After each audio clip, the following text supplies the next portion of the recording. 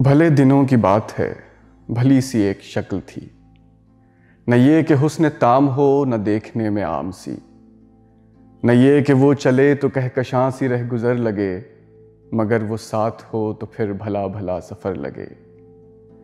کوئی بھی رت ہو اس کی چھب فضا کا رنگ روپ تھی، وہ گرمیوں کی چھاؤں تھی، وہ سردیوں کی دھوپ تھی۔ نہ مدتوں جدا رہے، نہ ساتھ صبح و شام ہو، نہ رشتہ وفا پہ ضد، نہ یہ کہ اذن عام ہو۔ نہ ایسی خوش لباسیاں کہ سادگی گلا کرے، نہ اتنی بے تکلفی کہ آئینہ حیا کرے۔ نہ اختلاط میں وہ رم کہ بد مزاح و خواہشیں، نہ اس قدر سپردگی کہ زج کریں نوازشیں۔ نہ عاشقی جنون کی کہ زندگی عذاب ہو، نہ اس قدر کٹھور پن کہ دوستی خراب ہو۔ کبھی تو بات بھی خفی، کبھی سکوت بھی سخن، کبھی تو کشت زعفراں، کبھی اداسیوں کا بن۔ سنا ہے ایک عمر ہے معاملات دل کی بھی، وصال جاں فزاں تو کیا فراق جاں گسل کی بھی۔ سو ایک روز کیا ہوا وفا پہ بحث چھڑ گئی، میں عشق کو امر کہوں وہ میری ضد سے چڑ گئی۔ میں عشق کا اسیر تھا وہ عشق کو قفس کہے، کہ عمر بھر کے ساتھ کو وہ بدطرز ہوس کہے۔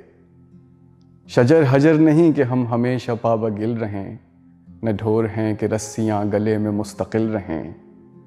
محبتوں کی وسعتیں ہمارے دست و پا میں ہیں، بس ایک در سے نسبتیں سگانے با وفا میں ہیں۔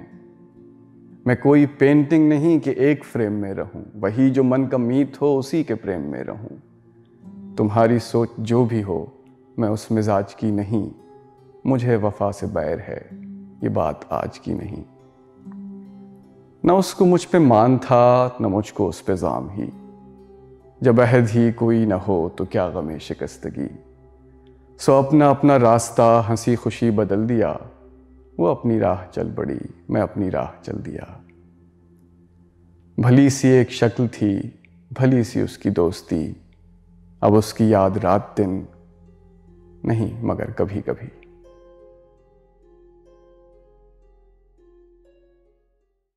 آداب ناظرین، یہ کہنا غلط نہیں ہوگا کہ اردو ادب کی اجتماعات میں جو شہرت احمد فراز کو نصیب ہوئی وہ کسی دوسرے شاعر کے حصے میں نہیں آئی۔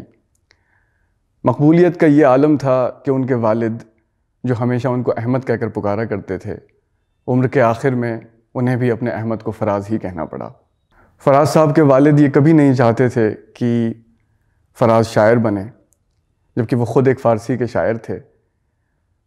جب فراز نے پہلی دفعہ انہیں اپنی غزل دکھائی تو فراز کی ڈانٹ پڑی، کیونکہ وہ نظم بلکہ غزل عشقیہ شاعری تھی اور انفیچویشن کے سبب لکھی گئی تھی، اور فراز اس وقت 9th کلاس میں تھے۔ تاہم یہ صرف ایک واقعہ نہیں ہے، یہ ان کے عشق کی بنیاد ہے۔ فراز ہمیشہ عشق، محبت، امن اور دوستی کے حامی رہے۔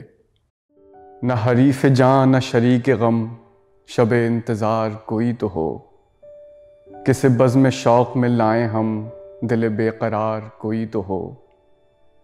یہ اداس اداس سے بامدر، یہ اجاڑ اجاڑ سی رہ گزر، چلو ہم نہیں نہ سہی مگر سر کوئے یار کوئی تو ہو۔ فراز کی خوش بیانی رومانیت سے لبریز ہے۔ وہ مانتے تھے کہ عشق صرف حقیقی ہوتا ہے، جسے دیگر عشاق مجازی کہتے ہیں۔ حالانکہ ان کی شاعری میں ایسے خیال نظر آتے ہیں جو اس کے برخلاف ہیں اور ہجر و فراق کے روایتی مضامین کی شکل میں ابھرتے ہیں۔ مثال دست زلیخا تپاک چاہتا ہے، یہ دل بھی دامن یوسف ہے چاک چاہتا ہے۔ ادھر ادھر سے کئی آ رہی ہیں آوازیں، اور اس کا دھیان بہت انہماک چاہتا ہے۔ ذرا سی گرد ہوس دل پہ لازمی ہے فراز، وہ عشق کیا ہے جو دامن کو پاک چاہتا ہے۔ عشق کے علاوہ ان کی شاعری کا دوسرا نمایاں پہلو احتجاج ہے۔ ان کے عزیز بتاتے ہیں کہ فراز بہت بے باک تھے اور ناانصافی کے خلاف ہمیشہ آواز بلند کرتے تھے۔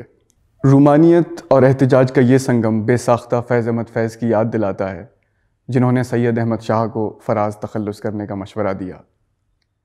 اپنی مشہور زمانہ نظم محاصرہ میں فراز کہتے ہیں، میرا قلم تو امانت ہے میرے لوگوں کی، میرا قلم تو عدالت میرے ضمیر کی ہے، اسی لیے تو جو لکھا تپا کے جاں سے لکھا، جبھی تو لوچ کما کا زبان تیر کی ہے۔